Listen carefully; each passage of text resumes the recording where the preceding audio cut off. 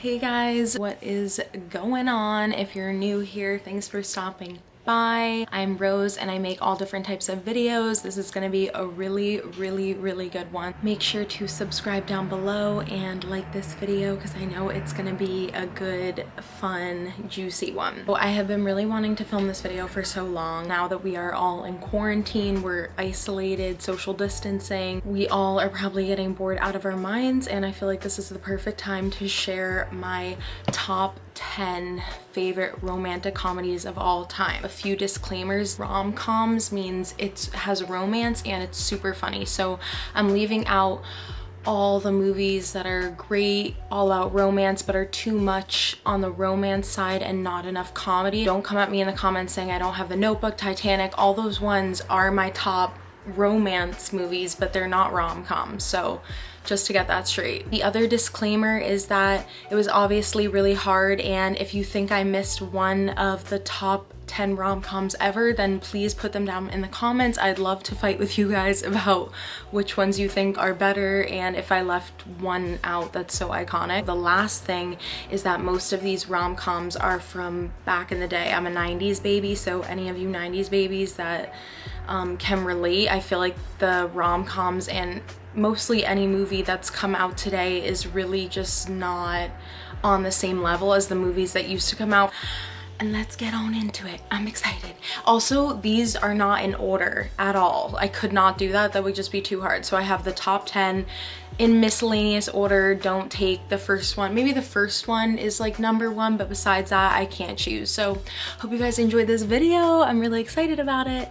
And yeah, let's get on into it. The first rom-com that had to be on this list was Wedding Crashers. That movie is just so hilarious. Literally every scene, I know every line, every word. Owen Wilson, Rachel McAdams, Vince Vaughn, like you just can't go wrong. It's so good. I don't know, like if you haven't seen it, you're truly missing out on like one of the best romantic comedies of all time. Christopher Walken, like you just can't go wrong. Bradley Cooper, like you cannot go wrong. They're all like in their prime time.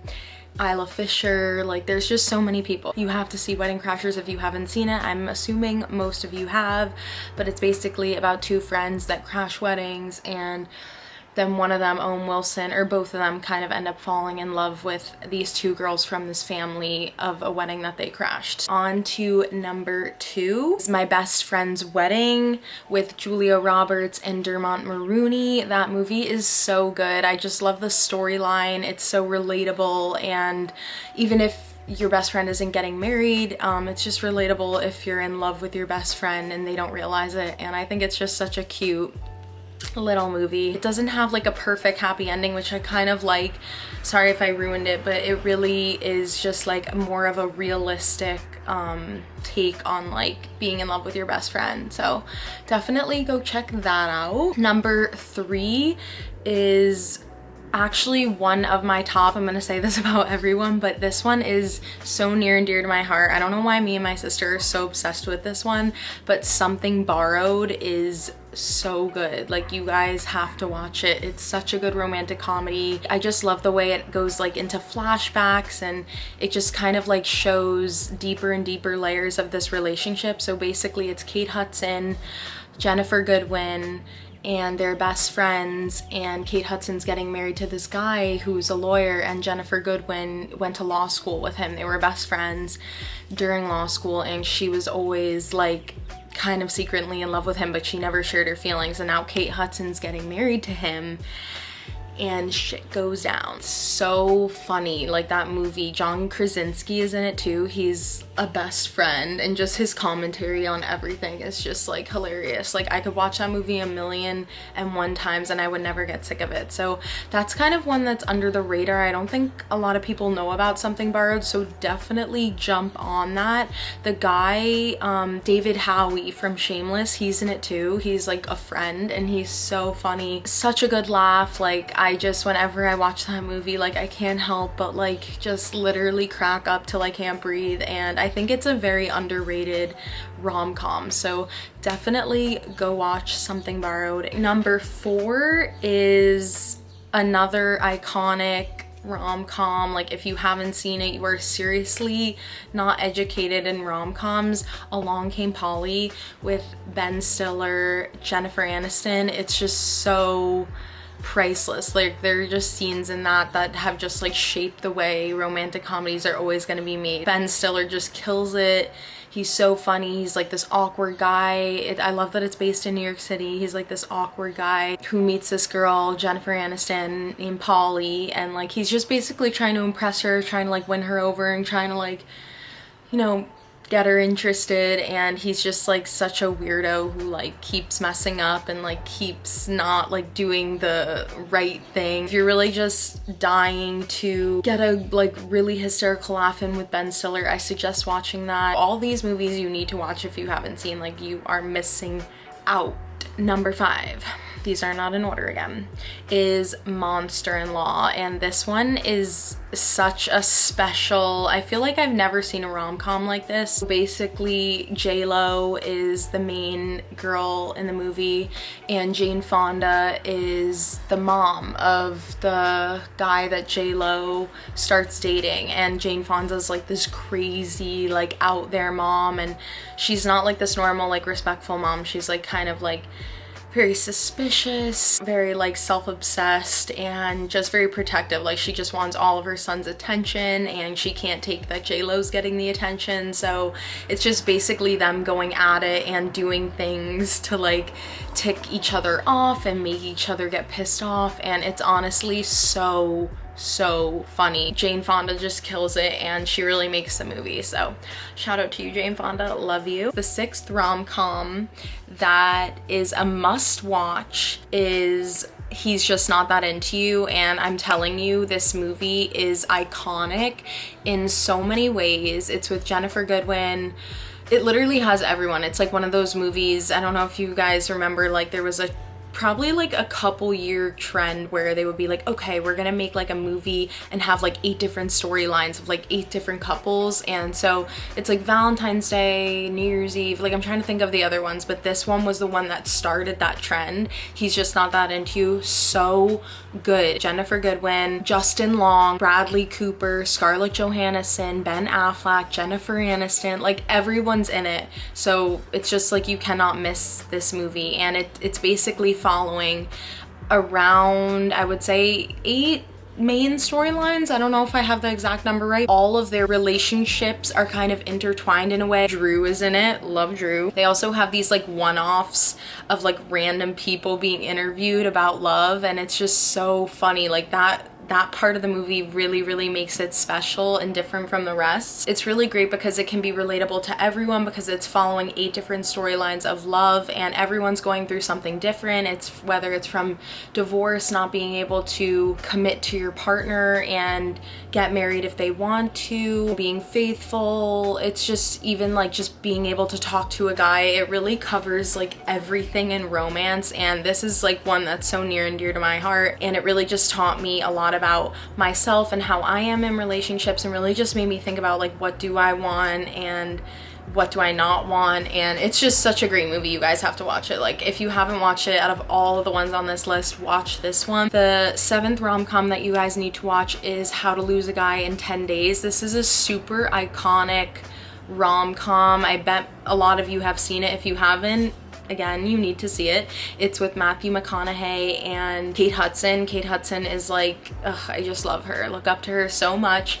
And Matthew McConaughey in this movie is just so sexy, so hot, such a good actor, and he just like brings the comedy. Kate Hudson does too. It's basically about a girl that works for a magazine, and she's trying to get a story, and her friend bets her to be like, okay, let's see like if you can get this guy, and then you'll drop him in 10 days and write a story on it.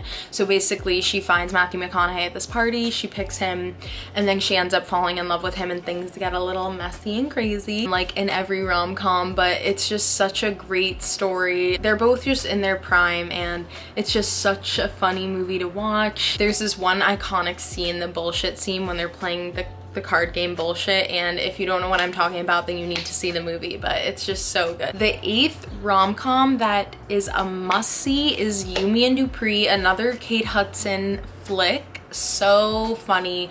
Owen Wilson, Kate Hudson, and Matt Dillon. When this came out, I like at least watched it like 100 times. I don't know why. I mean, maybe I'm just obsessed with Owen Wilson, but he's just so funny. So it's basically about a couple, Matt Dillon and Kate Hudson, and they're together, and Matt Dillon's best friend is Owen Wilson, whose name is Dupree, which I've never heard a person named that, so lit. Basically, he's just like a friend that's not successful right now, like he's kind of struggling, so he moves in with them.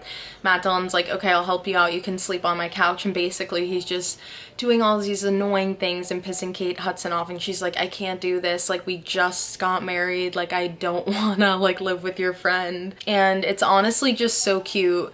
It really like is a heartwarming, so hilarious, but like really heartwarming type of rom-com, and in the end you're just like, damn, like I am really appreciative of my friends. And it's kind of also just exploring that, like how to coexist, you know, how to balance the friends and the relationship when you first start out. So I really like that, because that's definitely hard and it's not easy. So such a funny movie. It really has the perfect balance of funny and romantic, and if you haven't seen it, I mean, you're really missing out. So the 9th rom-com that is a must-see, and if you haven't seen it, like I really don't know if you're living under a rock or something, 13 going on 30, you need to see it. Like I bet everyone and their mother has seen it, and I mean, it has to make it on this list. It's just so special. Another movie that really is just totally in its own separate box. I've never seen a movie like this.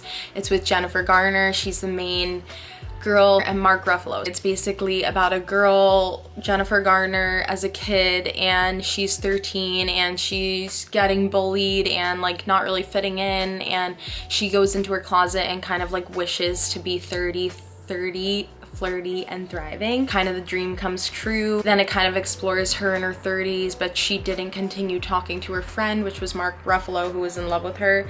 And so basically it kind of explores like her really reflecting on the past and what she could have done different, and you know, then she's really still in love with Mark Ruffalo. She realizes that she's still really in love with Mark Ruffalo after all this time, and she kind of tries to win him back. And this movie is just so precious. Like it's funny for sure. Oh, it just gives you all the feels, and it, you know, it just gives you feels from childhood to adult life, and really just thinking about like who really means a lot to you like after all this time. And it's just such a precious movie. It really does have a happy ending, and I know some of you may not like happy endings, so that's fine. I will never get bored of watching this movie. So good. If you haven't seen it, I really don't understand your choice in not having watched it, but you need to go watch it. It's like a must-see for anyone of any people who don't even like rom-coms watch this movie, so you need to hop on it. The 10th rom-com that I suggest you guys watch if you have not hopped on it is Hitch with Will Smith and Eva Mendes. Like, oh my god, I love them so much. This movie is it's way more on the hilarious side, I would say, with hints of love in there, but it is so funny. Also with what's his face, Paul Blart Mall Cop, Kevin James. So funny. Kevin James is like probably the highlight of like the funniness, but Will Smith is great too. Will Smith is like a love doctor, and he tries to kind of set people up and help them, especially men, like help them talk to women and like win them over. Eva Mendes, it works for a paper, you know, she kind of finds him as like a story, but she falls in love with him, and then it gets complicated like every other rom-com in the world. I feel like this was the first movie for me where Will Smith like really just like touched my heart. I was like, oh my god. That is the full list. I really hope you guys enjoyed this video. It was super fun for me to make because I love talking about movies that I love. Like I will never get sick of it. I'm such a movie fanatic, and all these rom-coms are just so amazing. The best rom-coms in the world in my opinion. So let's chat in the comments. Make sure to go watch all the rom-coms that I mentioned. Yeah, I hope you guys enjoyed this video, and I will catch you guys in my next one.